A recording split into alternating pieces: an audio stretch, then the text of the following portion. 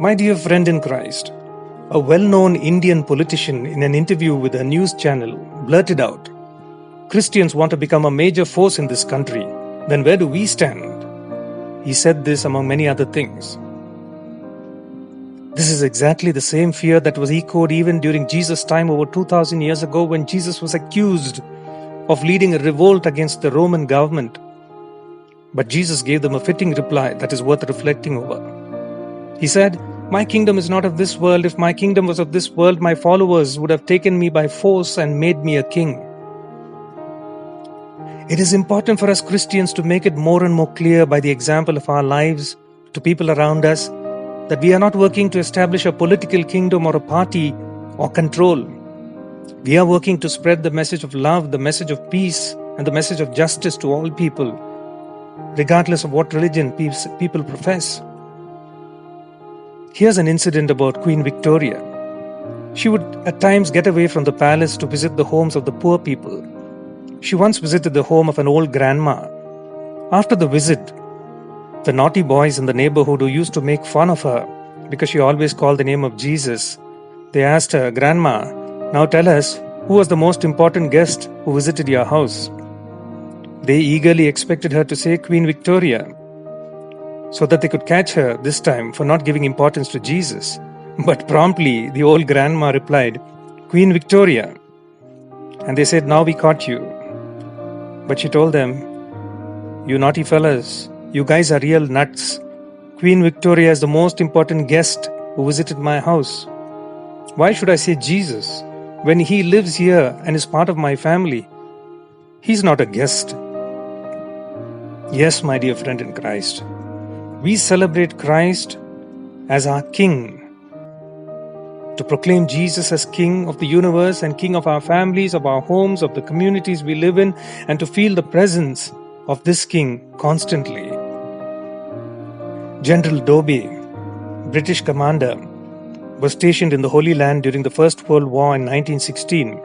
An aide of the camp came up to him and said, "Sir, we are fighting a very funny kind of war. On Fridays, the Muslims don't fight. On Saturdays, the Jews don't fight. And on Sundays, the Christians don't fight." And prompt came the reply from General Dobbie.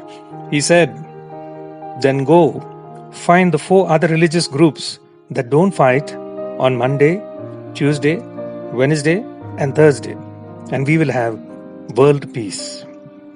My dear friend in Christ, the world still searches for peace. There are wars between nations and wars within nations. Disputes over borders, disputes over nationality, disputes over water sharing, disputes over nuclear policies, terrorism. The world is still in need of peace. It is said that between 1496 BC and 1861 AD, there were 3,130 years of war and only 227 years of peace. Nobody actually won the First and the Second World War because 37.5 million precious lives were lost in the First World War and 45.4 million precious lives were lost in the Second World War. My dear friend in Christ, think about this. The true Christian experiences peace even with war around.